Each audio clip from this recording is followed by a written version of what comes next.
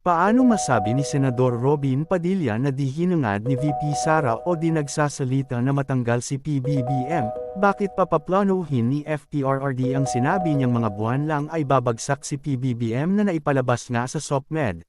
At paanong masasabing walang hangad si VP Sara na pabagsakin si PBBM kung sinabi nga ni VP Sara, "Kami ang apoy na di mamamatay," na ibig sabihin walang hintong panggugulo sa administration ni PBBM upang maipabagsak si PBBM, alangan naman na walang tigil silang gugulo para di mapaunlad o di maisaayos ni PBBM ang Pilipinas. Magkagayon di nga sila para sa bansang Pilipinas kundi para sa China.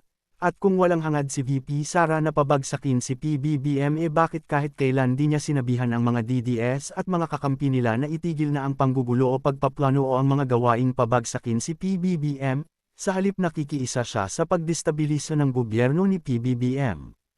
Ito ang kahipokritohan, sabi niya nakahanda akong pumalit kay PBBM, bakit niya papalitan kung wala siyang hangad na pababain si PBBM na ang ibig sabihin nga wala siyang alam na dahilan kung bakit dapat bumaba si PBBM, na ang patoto o nga nang sinabi niya sa mga DDS na kung gusto niyong pababain si PBBM ay magbigay kayo ng dahilan.